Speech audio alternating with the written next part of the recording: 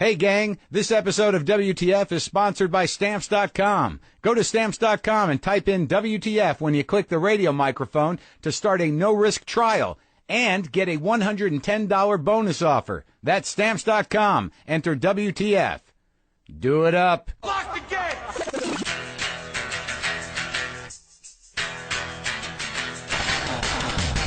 Are we doing this? Really? Wait for it. Are we doing this? Wait for it. How? What the fuck? WTF. And it's also, what the fuck? What's wrong with me? It's time for WTF. What the fuck? With Marc Maron. Okay, let's do this. How are you, what the fuckers? What the fuck buddies? What the fucking ears? What the fuck nicks? What the fuckstables? What the fuckaricans? What the fuck Canadians? What the fuckanucks? You know what? I can't. I keep getting new ones. I'm done. This is Marc Maron. This is WTF. Welcome to the show. Thank you for being here. I'm happy to be talking to you. I just got back from San Francisco. I'm a little queasy, a little lightheaded. Don't know what's going on. I think I'm just getting older. Not that those are conditions of being old, but I'm starting to have the inevitable realization that perhaps there will come a day where I will no longer exist. I know that's a given, but I try to avoid it at all costs. And it's not until I feel a little weird, feel a little something wrong, that all of a sudden I realize, oh my God, this doesn't last forever. Man, is this it? Is this it? Things are going okay, but is this it? Is there more to be had? Obviously there is. Obviously. I had a great time in San Francisco. We sold out 5 shows at the Punchline. Thrilled about that. So happy that you what the fuckers came out. Thank you very much for the considerate gift of a low-carb muffins. Very thoughtful for those of you who bake. And I understand, I'm sorry I don't have your name at the top of my head, but I am grateful that you brought me baked goods that I could eat. Now, I don't know if I needed to eat 6 of them, in a 20-minute period, as if I'd never eaten muffins before. And I know you felt a little bad about the muffins because, cooking that kind of style of food, it's hard to make an amazing thing. But I think you made an amazing thing for what you did.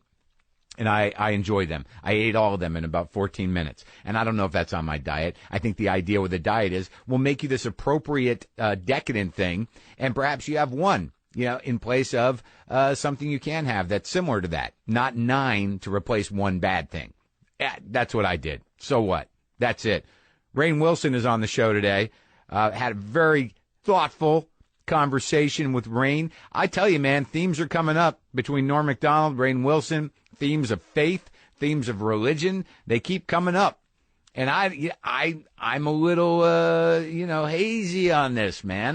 Me and Norm talked about this book, The Denial of Death. I had to pull it off the shelf and start poking around in it because I hadn't looked at it in a while, and I love the book, and obviously it's massively underlined, as I do with all of my books. Massively, there's a large chunks, swaths of words underlined that were so essential to me at the moment I underlined. Like most of the fucking book is underlined. Very important.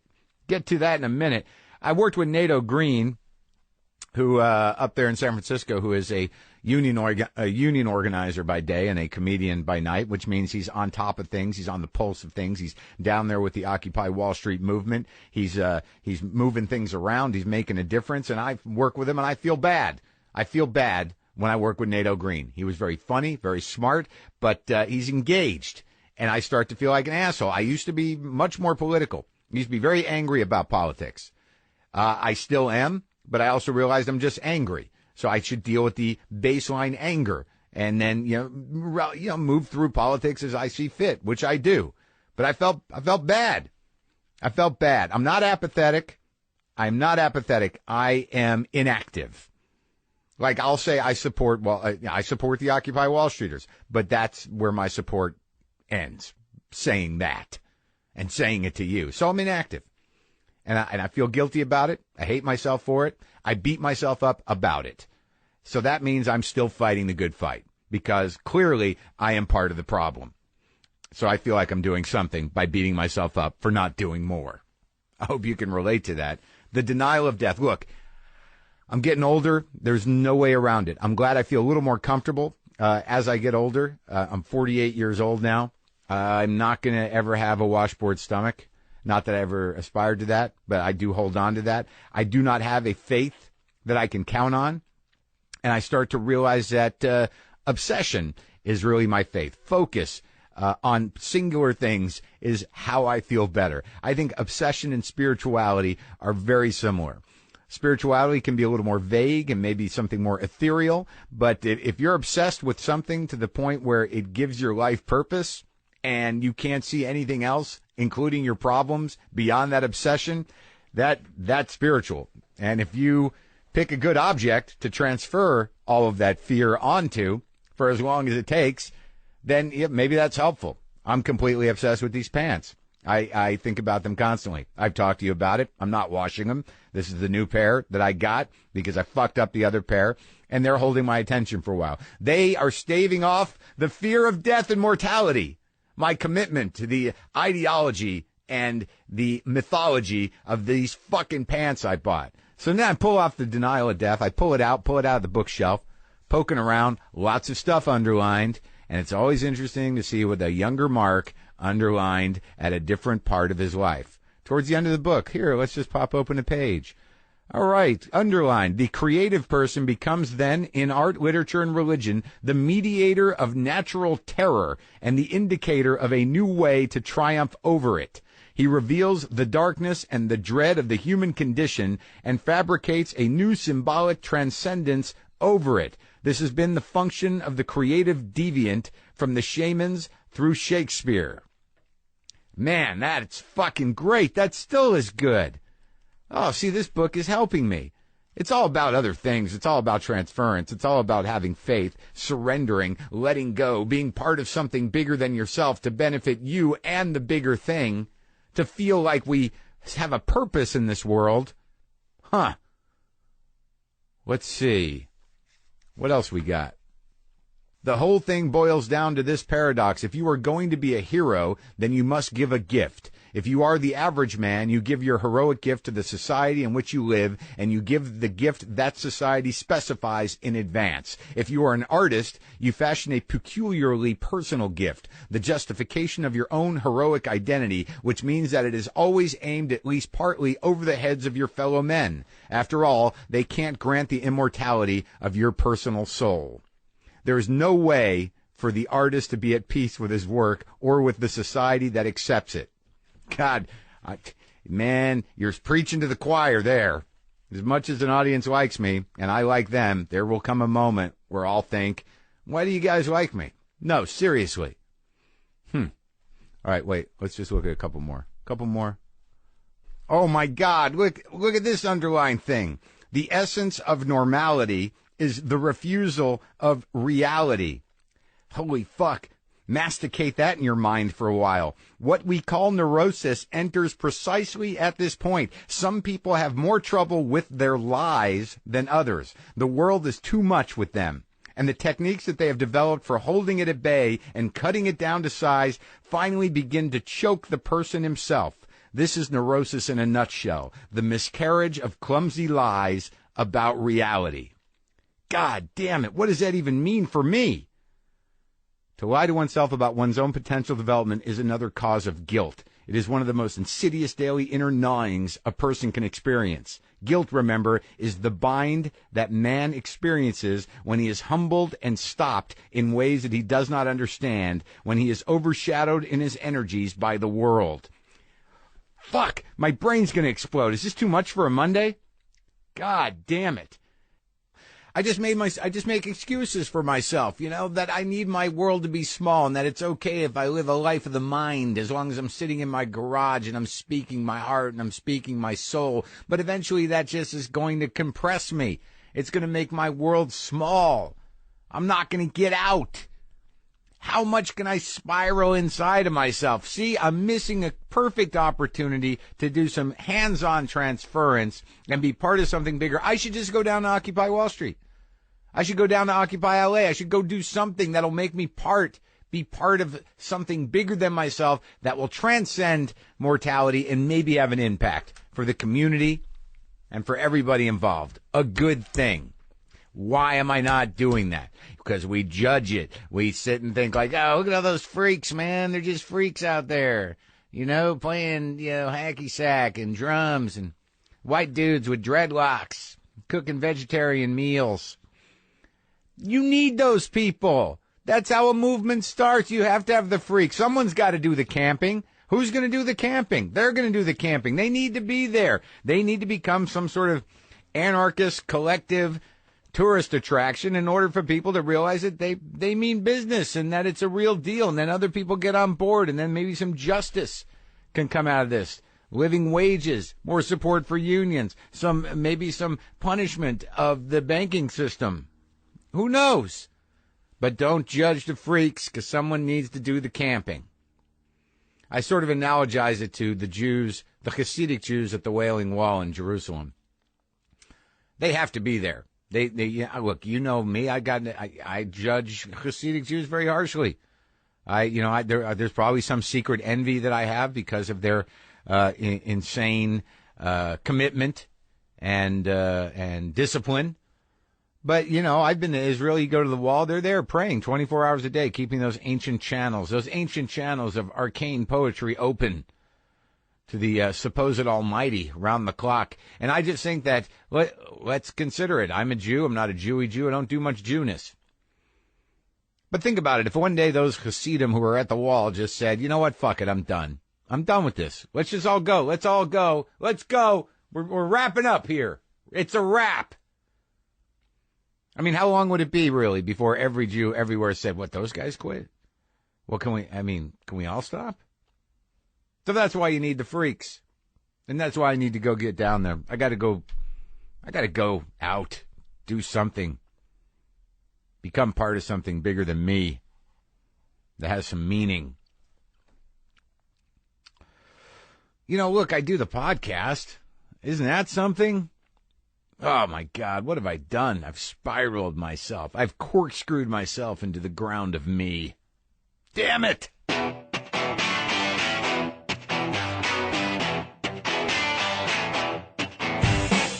As you know, today's episode is brought to you by Stamps.com. It's a post office in your house, or in your office at home, or in your garage in my case. I don't have to wait online to get in my garage. It never closes. I don't have to check the hours as to when I'm going to mail something. Obviously, I have to know when my mailman comes or my mail person comes. But let me tell you, with Stamps.com, you can buy and print official U.S. postage for any letter or package using your own computer and printer. Swear to God, it's true. I did it today. You'll never have to wait in line at the post office again because you're at your house. So unless you let your neighbors use your Stamps.com equipment, you're all good there. Then you'll have all the services, everything you can do at your post office right at your desk, at your fingertips, as they say in the game. And you can obviously have that whenever you need them. I personally use Stamps.com whenever I need to send a letter, whenever I need to send a package now. I'm a guy that uses it to mail the checks because I don't like doing that online. Call me a Luddite, call me primitive. I just like to write the check. Right now, if you use my promo code WTF for my special offer, this is a no-risk trial. It's a $110 bonus offer that comes with this. It includes a digital scale and $55 of free postage. So let's do it. Do it now. Go to Stamps.com before you do anything else at the site. Click on the radio microphone at the top of the homepage and type in WTF. That's Stamps.com. Enter WTF as the code and start mailing your stuff from your house. You'll develop a whole new relationship with your mail person. Hey, look, buddy, I did it all myself. Yeah, I got this thing from Stamps.com. Yeah, you can get it, too. Hey, do Marc Maron a favor.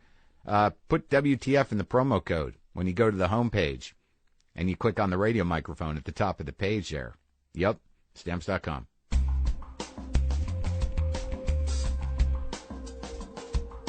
What were you going to say about nicotine? Well, you were bringing your nicotine lozenges. Yeah, into the garage. Yeah, as usual. And I asked if you graduated from nicotine gum to nicotine lozenges or how that worked. Yeah. So you thought the nicotine gum was like ruining your mouth or what? Well, look, I haven't really smoked a cigarette in about 10 years, and I can't seem to get off the nicotine. And I know I should, and I know these can't be good on some level, but they're not as bad as smoking. And then the gum, because I have this is a long story, not really, but I have a fucked up bite, so like constantly chewing on something is bad for my gums. Yeah. So the lozenges seem better, but then I went online and they don't seem good either. Anyways. I got a solution for you, though. What? Stop. Inject nicotine into your veins. I always said, even when I did real drugs, I'm not going to shoot anything. I've stayed away from shooting this long, and I think if I started shooting nicotine, that would be horrendous. We all said that at one point in time, didn't we? Did, what I was saying did is that I had this crazy theater director when I was going to NYU named Liviu Ciulei, who's this famous Romanian theater director, and he quit smoking. He would quit smoking all the time, and then when he would start to direct a play, and he would chew the gum, and he would start to direct a play, and he'd get more and more stressed out. He'd start smoking again, but he'd have both going at the same time. Gum and the gum and the cigarettes. Well, that's bold. I mean, that's that's a.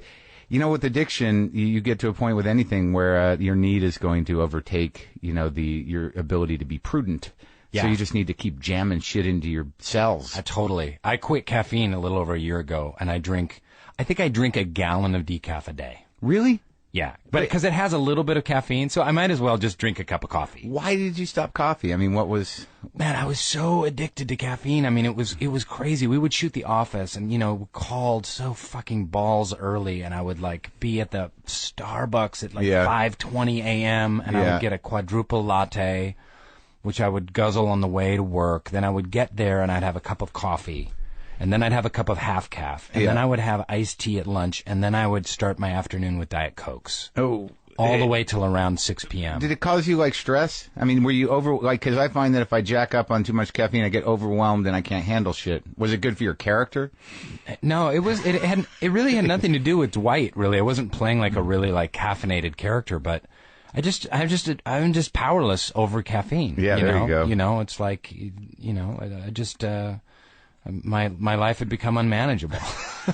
Well, thank God it was just caffeine. I know. In the garage, Rainn Wilson from The Office, from The Rocker, from the part in Almost Famous. We were in the same movie, yes. You and I. That was my first movie. I know. And then we met. I have a couple of weird connections. I was in Atlanta, Georgia. Okay. And my buddy Matt Davis lent me his car.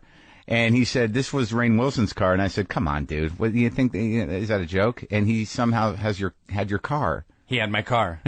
And he was trying to sell it. And I was going through Atlanta, and I signed his car. Yeah. This was a Nissan Pathfinder. My wife and I drove from New York City out to L.A. when we moved to L.A. in 1999, filled with our stuff and our pit bulls and, chock-a-block, and we were poor, broke. And then we drove it into the ground and then sold it to Matt. And then he drove it to Atlanta. And then he was driving it all over. And he was trying to get more money out of selling it on eBay with my signature in it. Did you sign it? You did? I signed it. That's well, you know what? The weekend he lent it to me because I was doing the shows there, it sort of died. And then apparently somebody vandalized it, and it's gone. It's over. So I don't know that he got any extra money. Yeah. Who's going to believe that? Yeah. A signed car. Well, he had a photo of me in with it, signing it, but, who knows? It's so stupid. Anyway, but... Well, so that's one connection. The other connection is I think the first time we really met that I remember was we were involved in a pilot that didn't go by the same guy that did The Office, if I'm not... Is that right? No, maybe it wasn't the same guy who did The Office. That pilot with Janine and me and you. Remember we did that big reading? It was built around Janine, and it was about... Slice of Life, it was called. Right. It was who did you play in that? I don't remember that you were involved in that. Sorry. Yeah. Because all the extent of it, we didn't actually shoot it. We just did a table We were reading. so close to shooting it. I was so close to being so excited. I had my bags packed. Yeah, I had plane tickets. Yeah, I had plane tickets. We're going to fly to Vancouver. Yeah. I was Janine's assistant who used to be a big, powerful Wall Street lawyer who decided he wanted to change his life and be her assistant on this segment for a local news show. And Bob Odenkirk was going to do it? Bob Odenkirk was in it, and you were there, and who else? It was a pretty big cast. And we did that big table read out there. I don't remember. I think maybe at CBS for all the executives. Yeah. And it went. I thought, it went terrible, dude. Your barometers for comedy is completely off. I don't know what you're thinking. It went bad. It was terrible. It was ABC. I'll never forget it. Okay. She came in. Janine, bless her. She's such a major talent and the sweetest person in the world. But she came in wearing a ripped up T-shirt. Her arms are covered in sleeve tattoos, and spiky jewelry all up and down, and a just totally punk rock. Yeah, playing the pleasant news journalist lead of the show that they kind of wanted to be like a modern Mary Tyler Moore. Right. And for ABC executives, that's so stupid. I mean, it's like, Yeah. And then she had just come out, I forget, it was 9/11 or something, and she was coming out against the Iraq War. And, Yeah, it was like 2002 probably, Yeah. and her politics I think got in the way of that. But it seemed like a pretty good script. I thought it was a good script. Yeah, but we all signed in and was pay or play, so we got paid anyways. But I Yeah. would have liked to have shot the show. But apparently, it was just one of those things for you. You'd been through that before, right? I had done a number of pilots, and actually this was walking to that. This is so amazing that you brought this up, because walking to that read through, I remember running into some stupid executives or something that I had met before, and they were like, "Oh man, we just landed as choice property. We got the rights to the American Office." Yeah. And I was like, "Oh wow!" And I was such a huge fan of the British show. I was kind of bummed out. I was like, "Oh, I'd much rather do that than this Janine Garofalo thing." Which I liked, but I had a teeny tiny part, and You were like some sort of managerial position, or I can't even remember. Honestly, I think I was like the sound guy. Oh, I think you're right. Yeah. I think you were one of there were two wacky guys that would be running around with booms and mics. Exactly. I was one of the wacky guys. But when I talked to you then, even though you don't remember the experience, I know that you were in New York, and you seem to know me from Luna, and you seem to have been part a little bit of at least taking in that Lower East Side scene. I mean, where did you come from originally? But I had asked you this before when I called you on the phone. Had you performed at Dixon Place? I may have performed at Dixon Place once. I mean, I did not do it regularly. Yeah, I know you didn't do it regularly, but I saw you perform there. Yeah. And I'm not kissing your ass here on your WTF podcast, but I thought you were so fucking brilliant. Does that fly show up on the microphone? Yeah. That would be really cool if it did. It did. Oh no, everything shows up. I'm just happy I actually turned my phone off and my computer sound down. But a fly is fine. It's texture, Rainn. Yeah, texture. Good. There you go. I saw you perform at Dixon Place, which was this hole-in-the-wall Lower East Side. It was like someone's apartment. It was an apartment. You went upstairs, and there were couches and shit, right? She lived on one half of the loft. Right. Ellie Kovacs. It was a pretty important place, like Spalding Gray, Eric Bogosian. Yeah. It was a premier. It was part of the cutting edge of performance art in the mid '80s, I think, and that kind of stuff. I'm making that up, but I hope I'm right. You're absolutely right. But I saw you do stuff, and you were just amazing. And it really blew my mind for what you could do as stand-up comedy. Because back then it was the days of like Tim Allen and stuff in terms of stand-up, and which I just didn't really get, Catch a Rising Star kind of stuff. Yeah, no, that still happens. I mean, I got an email from a fan just the other night saying that she went to the Comedy Cellar with her friend thinking like this was the place to go. And the Comedy Cellar is pretty down and pretty dirty and pretty, hardcore, mainstream, if not pushing the envelope of what people can tolerate. But there's definitely two schools now. And I have to assume that now, as you've evolved as a performer, you realize that that the comedy nerd community and the nerd community in general is now the dominant paradigm of our entertainment culture, and that must be good timing. It worked out good for me. Yeah. Because growing up, guys like us just got the shit kicked out of us. Is that true? Where did you grow up? Suburban Seattle. I did regularly. You got the shit beat out of you. I did. Well, now let's characterize a young Rainn Wilson. You're walking down the hallway of your school on your way to what club, and what books are you carrying? I was in high school at Shorecrest High School in Seattle, Washington, and I was carrying whatever book I was assigned to read for English, and I was also carrying whatever science fiction book I was reading at the time. Right. Robert E. Heinlein or something like that, and then I was after school, and I'm on my way to one of these clubs. Which ones? Pottery, computer, chess, Model United Nations, or marching band. You were full on. And I was also in a woodwind quintet. What'd you play? Bassoon. I was a bassoonist. No. Yeah. How did you pick that one? I was suckered into it. I wanted to. I started on clarinet, and I wanted to play tenor sax because all the cool kids played tenor sax, and they were like, "We have enough." You know what? My music teacher, he just bamboozled me. Yeah. He was like, "There's the coolest instrument. No one else plays. It would be so awesome if you played it. It's so cool. It's called the bassoon. Let me show you the magical world of bassoon." And he showed me like photos of bassoons, and he put one together for me, and I was like, wow, this is rad. Yeah. And bassoon is ginormous. I mean, it's huge, but it makes a sound. It's like you assemble this thing, it's 7 feet tall, and then you blow into it, and it sounds like this. It sounds like an anemic fart. It sounds like Mozart farting. But it's like the bassoon is that huge thing, and then it's got that little pipe that comes out of it with the reed on it. It's a double reed. Oh, my God. And you sit on the strap. Well, that was the tricky thing about playing the bassoon, right? The double reed. Wasn't that what distinguished the sound from other woodwinds? It is. The oboe and the bassoon are the double reeds. And you couldn't do it in marching band, so I did other stuff in marching band. What'd you do in marching band? I played bells. I played whatever they needed. I even played baritone, even though I wasn't really a brass You played guy. bells? You mean you had a triangle? Yeah, or, I had bells. Try and pick up a girl at age 16 with bells. And also our band, we were the Highlanders. We were the Short Coast Highlanders, so we had kilts. I had a kilt Stop it. and a xylophone strapped to my chest and, like, trying to, like, joke around and flirt with the ladies. How angry were you? I was a disturbed angry. No, but I mean, just boy. in the sense that, like, yeah. What's that?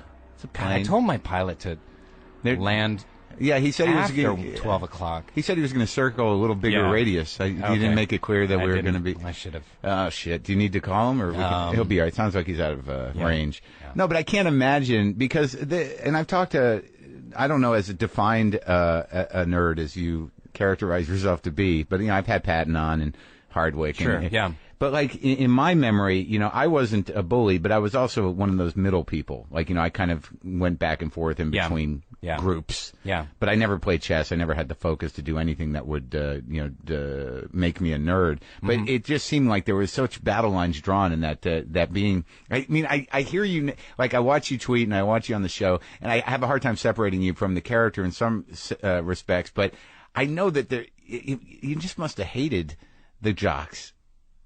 Yeah, I mean, I think it was very different back then as it is now. Well, how old are you? Like, were we the same age? I'm 45. Oh, yeah, okay, so we're around the same age. But back then it really was, there were the groups. It was just like, it was freaks and geeks. Yeah, it definitely. was really, that show just hit it right on the head, And nowadays I think that the lines are much more blurred. I don't think people. No, there isn't those lines anymore. And I don't think that nerds just get the shit kicked out No. of them for no reason. No. But there would be, I would go like into my required metal shop class and Eric Mittman would pick up a wrench and hit me in the stomach with it. Just because he knew I wouldn't fight back or whatever. I was a nerdy guy and I just tried to picture you in metal shop. you had to take one of the shops. I took printing. Yeah, bookbinding? No, like silk screening and offset printing. Like that was my option. You could do the wood shop. I would have been all over that. Because then you could make cool artwork and business cards was what they wanted you to do. I made fireplace tools. You did? Yeah. Welded it? Yeah. Oh. But I sold it to my Uncle Dougie. Oh, yeah? For $40. Yeah. What, did he buy it out of charity or he really used them? I think some of both. So what kind of family business did you come from? I grew up in a weird suburban bohemian home. My dad was a sewer truck dispatcher. A what? For a sewer truck dispatcher. Oh, really? He managed the office of a sewer construction company called used to be called Erickson Brothers in Seattle. Now it's called Jim Dandy Sewer. But that was just his job. That was his job. It wasn't his dream. It was not his dream. He was also an abstract oil painter, and he wrote science fiction books on the side. Wow. Yeah. Was he a good painter? Because that's a hard one to pull off. It depends on if he's listening to this podcast. No, he had a lot of potential, and he still does. And he's actually right now he's doing, I think, the best work of his career. That happens, right? How old is he? He's I don't even remember. Old. I don't know. 70 years something. old. Yeah. Yeah. And your mom was what? Well, my mom was my stepmom. She was a housewife. Yeah. Yeah, nothing. That's just not too bohemian. She was a weird little housewife. She didn't have any weird hobbies or. She watched soap operas and vacuumed, for real. And you don't talk to your real mom, or you? My real mom, she left my dad, and I stayed with my dad when I was 2, and then I got back in touch with her when I was 15. But we're close now. We talk a lot. So, really? Yeah. Does it have anything to do with your fame? Is this? I feel like this is therapy session. Sure, it is. Does it have to? Yeah, it does have to do with my fame because that messes up the head of a little kid. Sure. And my dad is on his 4th wife. My mom is on, I think, her 5th husband. I lost count. Your real mom? My real mom. Wow. My stepmom went through 2, and she's alone now. So, it was a real fractured home. And when I found acting, like all of a sudden I took to it. It was the weirdest thing. Like I I really took to acting, and my dad was very weird about it. He supported me in all the arts, but for acting, he was just kind of weird about it. He didn't really completely support me. And I didn't find out later that... He supported you in bassoon? He loved me playing the bassoon. He wanted me to take ballet classes, opera, anything. He loves all those arts, and, you know... But acting scared him. Acting scared him for some reason. It freaked him out for some reason. And then I found out later, I was like in acting school at NYU. I was like 20 years old. I found out that my natural mom had been an actress. And she had left my dad to have an affair with a theater director. Oh, shit. So she had this whole, and she was doing abstract experimental theater in Seattle in the late 60s, and like being naked and covering her torso with blue paint and stuff like that. Sure. And so my dad... Crying for no reason. My dad, for some reason, acting, he associated with that. But I never knew that growing up, and I took to acting, and so it's part genetic that my mom had been an actor, but I also think that, you know, I took to it, and I was pretty good at it right away. In my first acting class, the girls started to like me because I made them laugh. Yeah. You know, do improv. Do you remember the play or no? Or just a class? It was just I remember doing a public and private moment where you have to pretend to have a private moment and everyone is watching, and I put on Elvis Costello's Mystery Dance. Yeah. And I rocked out to it as if I was alone in my room. Yeah. And it brought down the house, and afterwards everyone like came up and I had moved to this new high school at the time. And in suburban Chicago. Was it within the first 6 months of being at the new high school? Oh yeah, it was the first month. You got your territory. All of a sudden, and then I got the lead in the school play, and then I was off and running. You're a star. Yeah. But it's interesting. But counter to that, did you find that your real mom reached out to you more since you were a celebrity, or that? No. Oh, no. It had nothing to do with that. She made a concerted effort to get to know me when I was about 15. And then, you know, we had a good relationship all through college, and, you know, also did she stay with the theater director? She did not stay with the theater director. It's so funny that your father, like, because it's rare that parents are that supportive of the arts, but, you know, more so than not, the people I talk to in here, they do have supportive parents, but it was conditional based on heartbreak. Yeah, absolutely. Absolutely. I know how those people are. He would be so thrilled if I was a professional bassoonist for the Cleveland Orchestra right now. No, but he's pretty psyched that he actually wears Dwight Schrute paraphernalia around. Yeah. So that people will go up to him and go, "Hey, I love that show," or "I love that character." And he'll be like, "That's my son." It's kind of shameless. No, that's sweet. Well, my dad doesn't even know how to get my podcast. What? Yeah, Internet? Where is it? How do you do it? What can I do? Is it on the Wi-Fi? Do you do the science fiction thing? What do you find that? Because I am not that guy. I mean, you know, when people have recommended, I know science fiction friends. Yeah. And they've been like, you know, you got to read what's his name? Harlan Ellison. Sure. You got to read, and I tried to read Philip K. Dick. Well, those ones, Ballard and Dick, seem to be the ones that were like, those are cool, no matter, even if you're not a science fiction person. You know what? It's pronounced Ballard. Okay? Is it really? Yeah. Ballard and Dick. Ballard and Dick, they're the 1-2 punch. Yeah, and I tried, and I did a little bit, but what was gravitated you towards science fiction? I mean, what do you think it was? You know, I was an only child, and pretty reclusive. Yeah. And when I discovered, you know, reading, I remember going to the library and I started reading. What did I start? I really started with what's his name? Isaac Asimov? No, the Invisible Man. The Illustrated Man. Ray Bradbury. Okay. So Ray Bradbury, like, he was part Twilight Zone. Yeah. And he was part science fiction, and he kind of opened up this whole world for me. And I was off to the races, and I read hundreds and hundreds of science fiction, fantasy. It was just a retreat. Yeah. Were you brought up with any religion in the house? We were Baha'is. I grew up a member of the Baha'i faith. Really? Mm-hmm. I know nothing about that. And I took a trip to Israel, and when we took the tours of the different headquarters of religions of the world, that one seemed to be one of the more practical religions. It's pretty practical. I mean, like, because it's sort of like, do you still practice? I left it. I vehemently left it for a long time, for over a decade. And I've come back in the last, 8 to 10 years. So angry at the church, or just at the idea of God? All of it. You know, I went from, I went from kind of active practicing Baha'i youth to, to living in Bohemia. I lived on the Lower East Side of New York, and I was 20 years old, and I was just like, screw this, man. Yeah. You know, I dyed my hair black. I just, stayed up all night, smoking Yeah. weed and reading Kafka, and I was just like, screw God, there's no God, I don't need religion, I don't need morality. So you're I right don't on- want. yeah. It was really a rebellion against my parents, I think, more than anything else. You were right on schedule. The 20 is about the right time to do that. You got the full juice to do that. But it seemed like to me what I know about Baha'i, it takes a little bit from all the religions and sort of mashes it up, doesn't it?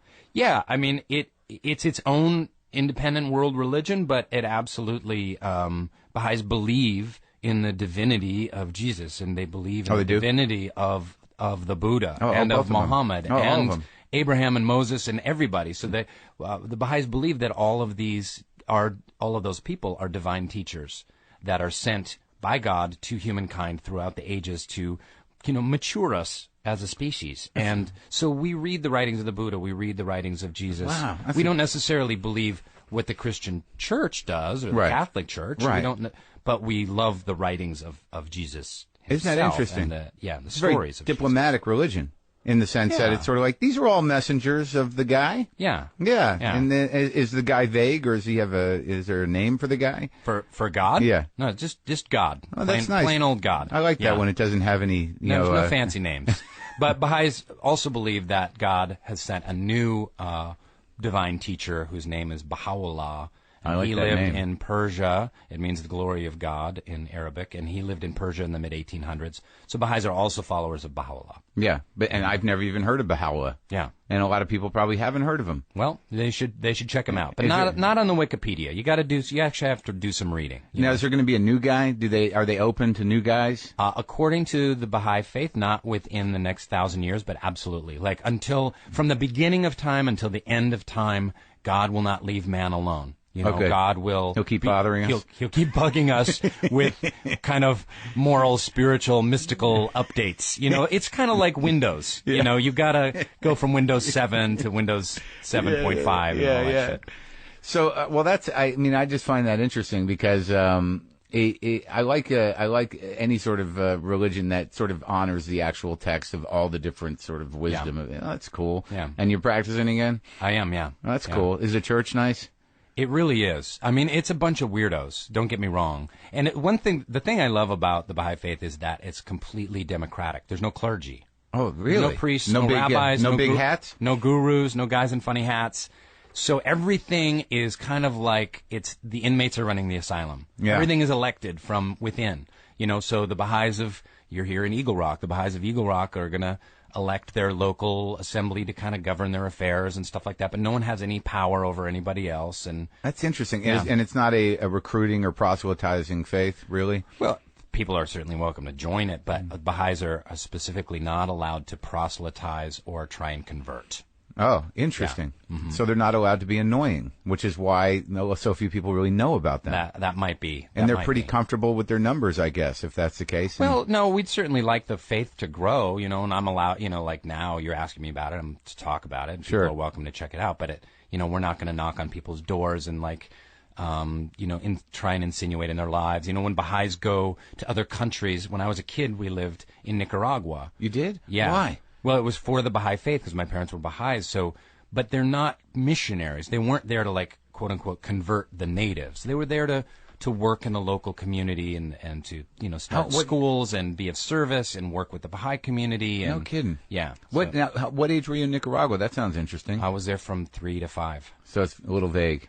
You couldn't enjoy the coffee or perhaps feel the tension of the political struggle of the area. I could enjoy the malaria and the dysentery. You did? You got and those? I had worms, yeah. You got worms? Yeah. Good for you. That's something Americans don't really appreciate. Big-ass worms. And they when you take the medication, they come out of your butt.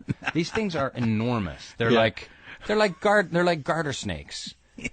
And I'm a little 5-year-old boy, and they're dropping out of my butt. I remember squiggling around in my underpants, and then my stepmom got a shovel and then chopped it in half. You shat out a live worm? Yeah. Oh my God. Yeah. That's got to be the most traumatic thing I've heard. No, a number of live worms. And then I got back to the States. We moved back to the States, and I moved into first grade, and I was shitting out more worms. Oh my God. Yeah. In class? No, just in the toilet bowl. I guess you couldn't tell the other classmates about that. That's a unique childhood experience. I had a lot of them. Oh, my God. Yeah. Live worms in your underwear. Yeah. So now, okay, so let's talk about the move to New York. You tapped out Seattle. You did the local theater scene or what? I was going to the University of Washington in Seattle, where I met my now wife in an acting class. How long have you been with her? We've been together for 20 years. We've been married for 16. Look at that. You beat your parents. Yeah. You won. Yeah. You changed the wiring. Yeah. Good for you. Yeah, it's great. And we have a 6-year-old son, Walter, and, it's good. We've had our ups and downs. We've had our struggles, but life is really good. So that's amazing. Yeah. And you have success in your life and money and a nice house, and you can provide for your family. And okay. Holy shit. I do okay. You won. Yeah, well... it's never as easy as it looks on the outside. That's for sure. But yeah, I'm doing great. I'm very grateful. The Office is an amazing show, and I'm lucky to be on it. And it gave me a career, and it's very awesome. funny on it. Yeah, and people love the Office, and they love the character. Yeah, that's great. And do you? Is there a concern though? Before we go to New York, I guess I could ask you this since it's on my mind. Sure. Because I know you want to do movies. I know you're a real actor. And there is a certain amount of typecasting going on around you. You are that guy, a little nerdy, a little high-strung, intense, smart. Do you fear typecasting, and do you fear for, in any way, that you might not have a future in movies? Is it something you think about? Yeah, I think about that all the time. My movie career has been pretty crappy, you know, and... most of the movies I've done... Well, The Rocker was fun. I mean, didn't people like it? The Rocker was really fun, and it opened to a box office of around, $2 million on, 2,000 or 3,000 screens. It was one of the biggest box office busts of all time. Well, that's something. But, I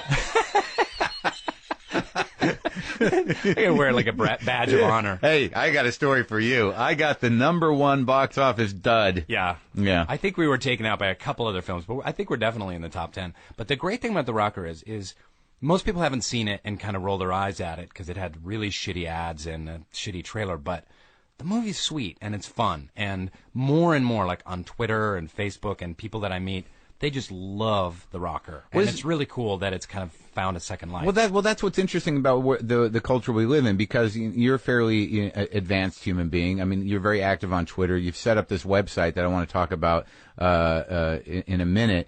But that, despite whatever box office models or however it was promoted or whatever, people went to see it in the movies, anything can have a life. And you certainly have a big enough fan base for that thing to have a life for the rest of your life and perhaps after. Yeah. And it's hard to really judge the success of anything, outside of these old standards. But the problem is in Hollywood is that, for the studios, it's did that, and then Super just came out last year, this indie film that I did that's really... People love that movie. Yeah, and it's terrific. It's a terrific film. I'm really proud of it. Again, very small box office. It's doing really well on video on demand on the DVD. It's going to have a long life. But, the studios look at that and they're just oh, move on, next. And the highway is littered with TV stars who have tried to break into films and had poor box office, and they're like, okay, who's next? What's the new show? So you feel like there's a little stink on you? There's definitely stink on me. And it's, it's all good. When I came to L.A. as a theater actor, I've been doing nothing but theater in New York for 10 years, and I moved to L.A. I was like, look, anything I can get going in L.A. is gravy. It's fucking icing. And you knew the game. I mean, if you're at it for 10 years in New York, when you choose to move to L.A., it's to get into movies or TV. Sure. But, basically I think most people think well, I'd like to hold off on doing commercials if I can. I'd like to get, one shot at something that would define me as an actor. I did a ton of commercials. Did you? And a ton of really crappy guest stars. When I didn't do any TV or film in New York. I did a little thing on One Life to Live. Let's talk about this. So New York, you're 20 years old, you're smoking cigarettes, you're getting high, you're reading Kafka. You got into the Tisch School of the Arts. Is that where you went? Mm-hmm. And I went to the graduate acting program there. Yeah. And did classical theater. And for 3 years, it was fantastic. I had a blast. Who were your favorite parts to play? Did you play Cyrano? I did a ton of Shakespeare. I really liked to play. I played Hamlet in my third year. Really? That was really awesome. You must have been a really intense, uniquely aggravated Hamlet. I was, that's a good way of putting it. Yeah. It was cool. It was a great experience. I did a lot of roles like that, and I got out and I did Shakespeare in the Park, and I did a bus and truck tour of Shakespeare for 2.5 years with a company called the Acting Company. Can you tell me for yourself, because I've been too lazy in my life to really engage in the full Shakespeare thing, and what makes it so great as an actor and as somebody who's an intellectual person? Well, first of all, I'm not like Mr. Shakespeare handjob guy. Like some people just think anything Shakespeare's written is just like a gift from God. I don't feel that way. I think Shakespeare wrote about 10 great plays and a lot of middling plays and a lot of stinkers that have no reason to ever be performed. And but his great plays, the comedies are really funny. They are taking situations from Commedia dell'arte. I mean, you can trace the lines of comedy from Commedia dell'arte through to Shakespeare, then through Molière, and then to vaudeville, and then to Warner Brothers cartoons, and then to, the Marx Brothers, and so you say up to the Farrelly Brothers. So you know what I mean? Commedia dell'arte preceded Shakespeare? Yeah. No kidding. Shakespeare used to watch, the Commedia troops would come travel around Europe, and Shakespeare and all the companies in England would watch the troops doing their Lazzis and their comedic routines with these classic clown characters. And they basically the Commedia dell'arte, because it sounds like you can explain it a little better to me, because I'm mildly obsessed with it, but clearly not obsessed with it enough to do the research. There were types, right? It was not broad clowning, but there was a series of types of clowns. There were 10 or 12 clown types. Right. Yeah. And there were, Arlecchino's the main, the trickster clown. Right. And there were the dumb clowns, and there were the young lover clowns, and there was Pantalone, the cheap, miserly, grumpy father clown. The cranky clown. And, that's amazing, because you still see it in stand-up. I see types. There are types. Yeah, absolutely. And it all started there. I mean, most of Commedia came from, the Greek comedies and the Roman comedies. Which those types kind of percolated through there, but they moved it to the streets. It was populist. It was vaudeville. Right. It was taking what theater and comedy was and bringing it to the people. Absolutely. And it was in vaudeville. They spray the seltzer in the face and the pies in the face. In Commedia, they used the slapstick, which was literally a stick with a spring and another that's where stick, that came from? Like that. That's where that came from. Yeah, and they would run around beating people with the quote unquote the slapstick, and that's where slapstick came from. I had no idea. Yeah. Does everyone know this? So they do now. And so Shakespeare took this and really ran with it. And his comedies are so great because they're filled with these just brilliant. I mean, you could take all the great comedians here. You could take Patton and Chris Hardwick and Tom Lennon and and you could do a Commedia play with various guys playing various clowns, and it would be amazing. It would be amazing. Why don't you do that? Do you have time? I don't got time. Because the weird thing about being in stand-up for as long as I have, which is coming on 25 years, is that even in the pantheon of movie stars, there seems to be this repetition of types, that someone will come in to fill the role of the crank, of the leading man, of the clown, the buffoon, the fat guy, whatever. It seems to repeat itself. And I don't think it's a device of the comedy industry or the movie industry. I think it is almost genetic that this dell'arte thing tapped into the fact that there are these modes of comedic behavior. Absolutely. Yeah. There's the oddball, the complete goof, because there's always like a guy doing the Kaufman shtick, oh, he's so weird. Yep. Whether it's on purpose or not, I know in stand-up comedy that role will be taken by Neil Hamburger or Brent Weinbach or whoever. Yeah, right. And so when you did Shakespeare, did you get great reviews? Were you inspired about it? I mean, yeah, I was pretty good at it, and I did all right with it. I played a clown in The Two Gentlemen of Verona called Speed, who's a kind of classic Arlecchino, kind of talks a mile a minute, and I got good reviews from that, and had some good success at that. But I moved on, and I really didn't want to do so much Shakespeare anymore. What was the moment that you sort of said, like, I got to get the fuck out of here, theater? Did you have a moment where you're like, either I'm going to have a career in theater, which is hard because there's literally 7 people that do that? Yeah, it's true. Well, there's more that do in New York, but the problem was was really simple. I went to L.A. to get on a TV show so that I could go back to New York and get cast in a lead part on the stage in New York. In Broadway. Because that's what they would always do. You would go to, they would announce the new season at Manhattan Theater Club. Yeah. They'd have some cool new play being done, and there would be Andrew McCarthy in the lead. And you're like, why does Andrew McCarthy have the lead in the show? Well, because he did some movies in the 80s. He can sell tickets. Yeah, do people really go like Andrew McCarthy's Maybe in at this new that time. play? Maybe at that time. But Maybe they've tried so. that before. They keep trying that. Sometimes it Sure. works, sometimes it doesn't. So that was your plan. Like, I'm going to go get recognition Yes. and become a bona fide seller Yeah. of tickets and come back and take over Manhattan Theater. And then I got sucked in by the bitch of Hollywood. Oh, Sucked fuck me into that- succubus siren song. that whore. But what was that moment like? So you said, fuck it, I'm going to Hollywood, I'm going to do it. You know, to tie all this together, one thing that my friends and I did in New York is we did a show called The New Bozina. And The New Bozina, that was part of my connection. I kind of remember that. Yeah, it was. What year? 93, I was there. 95, 98. We did it a bunch of different times. So in the mid-90s. I remember this. Yeah, What was that? It played at the Cherry Lane, but we also did a lot of downtown theater stuff. Right. We performed all over. I got to know all those guys from the State, Upright Citizens Brigade. We were all kind of hopping around doing plays. What was the down New there. Bozina? It was clowns. It was like a really fucked up Pee Wee Herman. It was like clown. We called it a slacker vaudeville. Yeah. It was like clowns on acid. And someday we're going to revive it. It's a truly great stage show. These bunch of friends of mine, we put it together, and it just kept rolling, and we did an off-Broadway production. And the reason I moved to L.A. is that we had an opportunity to put the New Bozina up on stage in L.A. and then to try and turn it into a TV show. Where'd they do that? Like, what space did they give you? Hudson Guild. The Hudson Theater? Yeah. Which is now the Comedy Central Theater over there on... Yeah, it's on Santa Monica. Yeah. That's where that all happens. Yeah. It was right over there. So that was in 99, 2000. We came out here. We did it there. And we signed with 3 Arts, and we actually got a TV deal at 20th. And we wrote a really terrible comedy pilot, and we did a pilot presentation for Fox. That is terrible. And Are you still with 3 Arts? I am, yeah. With Yeah. Dave? No, not with Dave. Mark Schulman and Michael Rodenberg. Oh, You know yeah. those guys. Yeah. I used to be over there. But they tried to turn the show. It was about these weird, almost nonverbal clowns, a lot of physical comedy. They tried to turn it into Alf.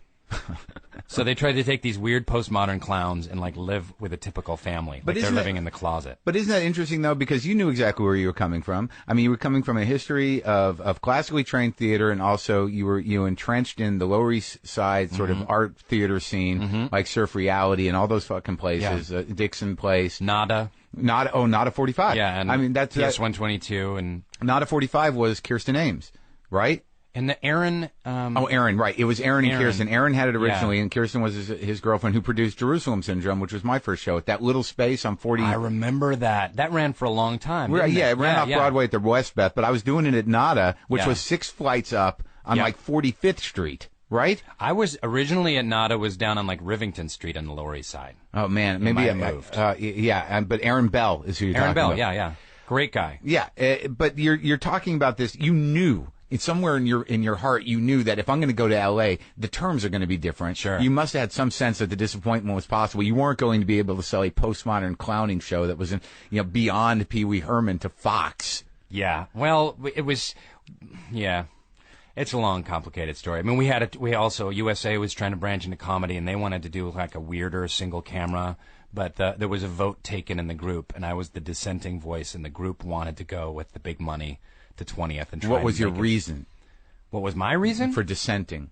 I wanted to do something weirder on cable. Yeah. You know, I thought like this is Honor the actual spirit of the Yeah, thing. let's really try and live for a long. Not to say that a weird clown comedy on USA Network in the year 2000 would have done very well. I'm sure it wouldn't have, but that's what we did. And then I came out to LA, and it was weird because I'd really struggled in New York, but immediately I started to get work. I got into Almost Famous, my first movie with you, and Galaxy Quest right away. Then I did House of a Thousand Corpses with Rob Zombie, and then a bunch of TV pilots and guest spots. And I started rolling. I had way more success in LA than I ever did in New York. And what do you attribute that to? A skill set, or that you got good management? I mean, obviously you're talented. I'm just curious because there's a lot of people that don't get a role going. Is it because of a type? Have you thought about that? You know, I had a lot of experience in theater, and a lot of experience doing acting and transforming into roles. And the guys I was going up against were mostly stand-ups and improv guys. Right. Who, some of them are some of the most brilliant actors that I've ever worked with. Right. I mean, Steve Carell is one of the 10 best actors that's ever lived, and he comes from straight-up improv, you know. But a lot of those guys are not so good at creating real, believable, grounded characters. Right. So I was playing weird comedy characters that I tried to fill. I tried to make three-dimensional. You'd construct them, and it wasn't so much. You didn't have. I wasn't playing a character like in a sketch. I was playing like a character like in life. Right. And that's what I think has worked with Dwight Schrute, is that, yeah, is he a nerd? Yeah, is he an annoying guy? Sure, he's a lot of different archetypes. But he's also he's kind of real. You've met guys like him before, you know, and there's no pocket pen protector, and there's, you know what I mean, there's no nerdy voice or anything like that. There's also a sort of seemingly ever evolving, you know, backstory that always is a good mine for funny. That, you know, that part of that character, it seems, as the show went on, you're like, oh my God, that's part of his backstory too. Yeah. So, and that's the beet farm and right. Yeah. And it all seems to fit because the guy's so, you know, off the grid, you know, personality wise. Right. But I guess another, in terms of, so you leave New York, and who were the other guys in the Bozine? Anyone we know? They all work in theater. One of the guys is in the Blue Men group. He was one of the original Blue Men. His name's Michael Dolan. This other guy, Kevin Isola, does theater in New York. And David Costabile, you've seen him on Flight of the Conchords and Damages and on Breaking Bad. He was in The Office. He's like a character actor that you see everywhere. Now, do you find that, like, it's interesting that a guy like you who has the chops that you have and can play a variety of parts, that you have a defined character and you are a defined actor and a defined comedic presence. You could have been a character actor. I mean, character actors, like, they work a lot, and you may not know them by name. Yeah. But you somehow, you because of your talent and your humor, you transcended that. Well, I did because of The Office, because it happened to be a great show and a really memorable character. But, you know, that I still consider myself a character actor. Yeah. You know? Yeah, absolutely. You know, I just get to do a little bit better than playing like a nerdy lab guy on, you know, CSI Fresno or something. You know? Well, do you want it? Have you had opportunities recently what would be your dream? Would you like to play a character completely against type? Well, the last couple of movies I've done have been right? Super was. I did this movie Hesher, this indie film with Joseph Gordon-Levitt and Natalie Portman, where I just played a dad. You know, I played a regular dad who was grieving, and I spent most of the movie like being depressed and crying, and that was really challenging, really fun. And you know, like you had asked, you know, an hour ago, you'd asked about like, am I afraid of getting typed as Dwight? And yeah, absolutely. You know, I will be known my whole life as the guy who played Dwight. That's just the way it is. But it's also a fun challenge for me to try and spend the rest of my career, you know, fighting Dwight? Yeah, fighting Dwight, playing different kinds of roles and showing people what my range is and what my capability is. I'm always going to play I'm kind of weird looking. I'm always going to play weird looking oddballs, you know. That's fine. I'm not, you know, I don't need to be play Captain America or something like that, but maybe that's the name of the documentary, Fighting Dwight. You'll do it in like 5 years. Oh, I love it. Let me ask you something basic about comedy, because the one thing I notice about The Office and about Carell certainly and you, and really, you know, everyone who's on there, is that you do play it straight. But there's something like, I cannot, you know, look at you or look at Steve Carell without laughing to a certain degree. That there's something emanating there, because I know that when I've talked to comedians that do comic acting, I mean, it's a comedy, but you're all playing it very straight on The Office. And the artifice of The Office is to make it seem, you know, straight. Yep. Mm-hmm. But I can never really define what it is that makes it inherently funny on an intellectual way. Like, you know, because when you deliver the lines as Dwight, you know, how is that character elevated to comedy? Like, it's an innate awareness that you're getting laughs, right? I mean, you've got to be playing it for comedy. I mean, can you understand what I'm asking? Yeah, I mean, in my mind, the kind of comedy that I hate is the kind of comedy where you watch it and you know that the actors think that they're being really funny. Right. And so the actors kind of have their tongue in their cheek and they kind of have that glint in their eye and like, we're being really funny, aren't we? Mm-hmm. I like to see characters with high stakes really fighting for life and death and allow the comedy to come out of that. And I think that that's one thing that we do on The Office well is and the writers do really well, is to set those things up. And a lot of it outside of how do you say his last name? Krasinski's character is that your character and Carell character have an almost narcissistic lack of self-awareness. Yeah. And that it creates a type of clown in a way. I think if you do really absurd stuff and you take it really seriously, that's gold. I mean, that's Marx Brothers. Right. You know? Yeah. But there's no part, like, because they're just some guys. And that's Peter Sellers. Yeah. You know? But I think it comes back to this commedia dell'arte idea that there are some intrinsic clowns. Because I can never figure out why, if I look at Will Ferrell, that I'm already waiting to laugh. Yeah. Yeah. And that's, it's a magic. It's not something and you got it, and Carell has it, and there's other people that have it. There's just something, you can't manufacture it. Yeah. But you're aware of it, right? Yeah, there is that ineffable thing. Like, I have that with Will Ferrell. Zach Galifianakis just makes me laugh, just kind of looking at him. There's something just wrong in the eyes, that there's something, the eyes are the window to the soul, and there's something fucked up in there, and you just don't know what's going to come out of that person's mouth next. Yeah. And it's delicious. Yeah, I guess that's it. It's part of the magic. So now tell me about this, the website, because I've seen you tweet about it, and what was the Soul Pancake? What is it, and what was the inception of it, and why'd you do it? And well, as I got well known for The Office, I wanted to do something positive on the internet. I really wanted to, the internet, especially back then when we first started talking about investigating this, there's more positive stuff now than there was 5 or 6 years ago, but we just wanted to do something positive. This was part of my other nerd past, which was I was going to be a philosophy major, and I loved philosophy, and I loved, I grew up a Baha'i, so I was interested in religion. Yeah. I was really interested in all the different arts, and my dad, we had such a bohemian household, so the interconnectedness between creativity, the arts, religion, faith, belief, life's big questions, philosophy. I wanted to make something just fun and vital and irreverent that dealt with all of that stuff. So the way in that we found was through life's big questions. It's a place to wrestle with and connect with people about life's big questions.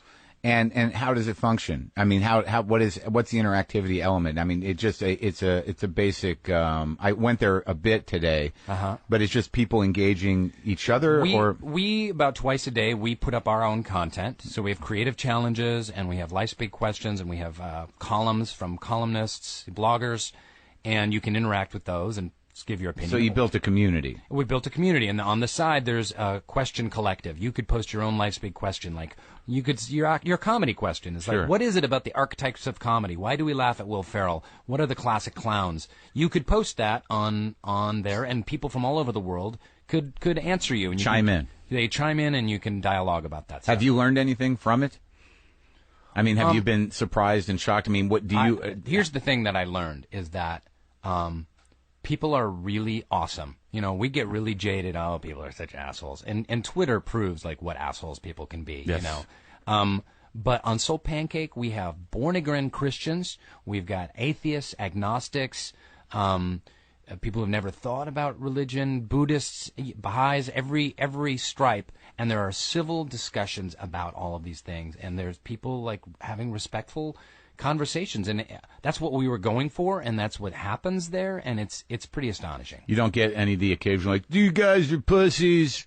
You can, we get a little bit of that, and but those people they can be flagged and blocked and stuff like that, but it's a good community, and we did a book based on the website, which was a New York Times bestseller, and now we're doing a bunch of webisodes and interstitial stuff for the Oprah Winfrey Network, based on, we want Soul Pancake to be a brand about, thinking about what it is to be a human being on a larger level in a fun, fresh, young, irreverent way. Well, how do you feel about, because I struggle with this almost on a daily basis, that being who I am and having, been in stand-up for years and sort of straddling the two worlds of kind of, guerrilla, kind of drunken, weird audiences and the aggravated, kind of disenchanted, bullying element of our culture. And then you have a sort of more embracing, hyper-intelligent culture that is really a dominant force in pop culture now. But they still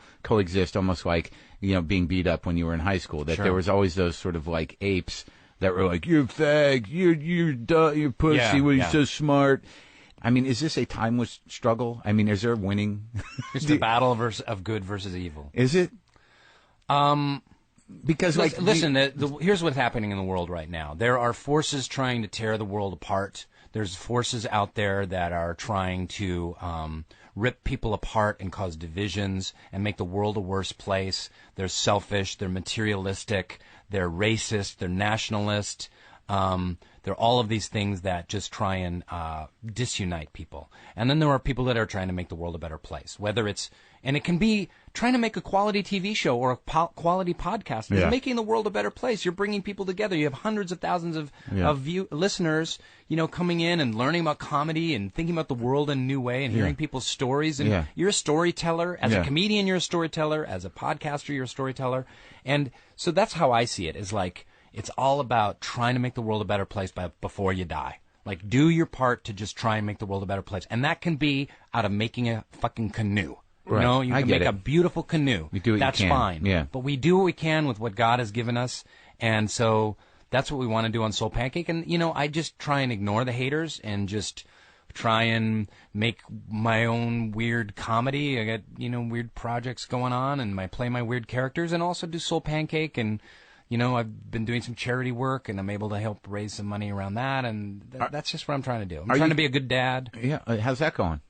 Good. Yeah, that's great. I played Battleship with my son for the first time. The old original Battleship? Yeah, we got the old original Battleship.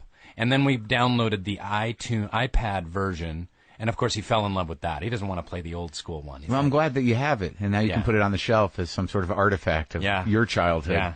But are you able to, as a spiritual person and as somebody who is, enlightened around this stuff, are you able to have empathy for those fucking idiots? No, I'm not. I'm working on that. But I want to say this, too. I'm not a spiritual person. We're all spiritual persons. Okay, all right. Yeah. You know what I mean? Well, you think about this stuff. Philosophically, you think about it. But we all think about this stuff. I know. Even the tongue chewers. Yeah. Even the Tea Party tongue chewers. They think about this stuff, too. Well, they fight it in themselves. And I just, it's very hard to, like, I struggle with empathy, too. I go back and forth. Like, a really interesting thing happened. I tweeted something, and I've not been able to shake it, that, I was at an airport, and I tweeted something along the lines of, sometimes it's hard not to see, people as just, needy monsters sleepwalking through life. And then someone tweeted something to the degree is like, yeah, I love monsters. That there's just such a fine line between, fuck that guy and like, oh, he's just a guy. Yeah.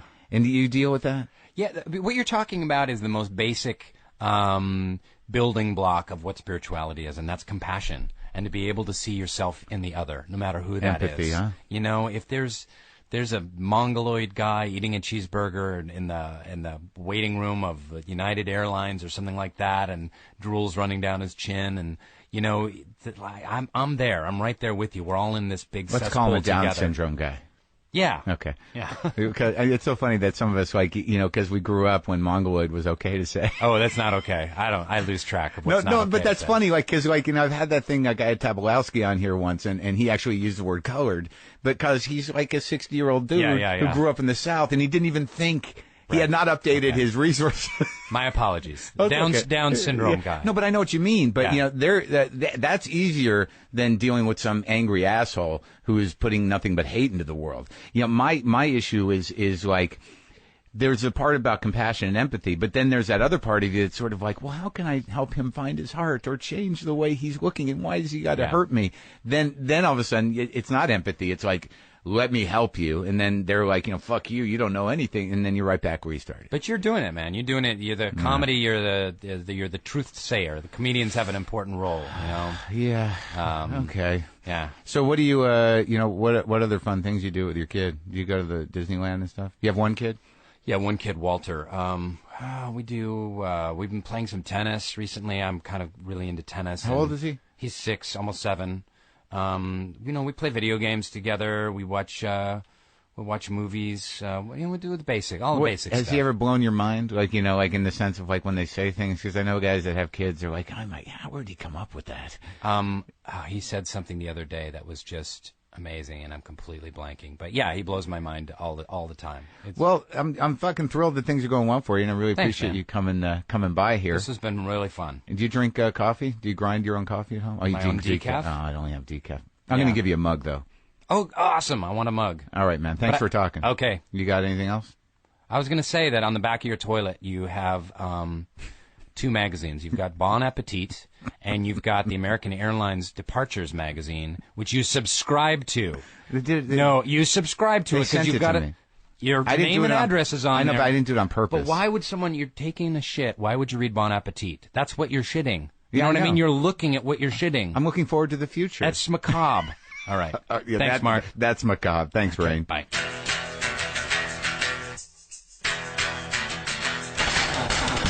Okay, that's it. That's our show. Rainn Wilson, very interesting conversationalist, I must say. Had no idea what I was going to talk about, and we ended up talking about that stuff. That's our show. Go to WTFpod.com. New merch for Christmas.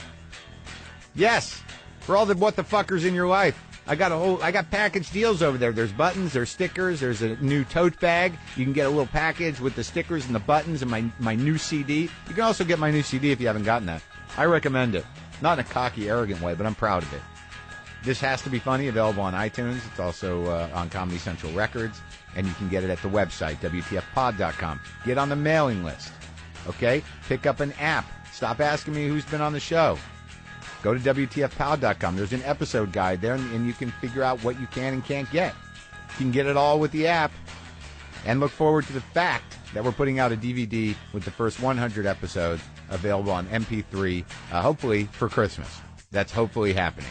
I will be at the Neptune Theater in Seattle on November 25th, day after Thanksgiving. And right now, I have to go outside. I need to breathe some air. Boomer in here? Boomer! I really like the Boomer sign-off, but it's very inconsistent. Boomer! Boomy!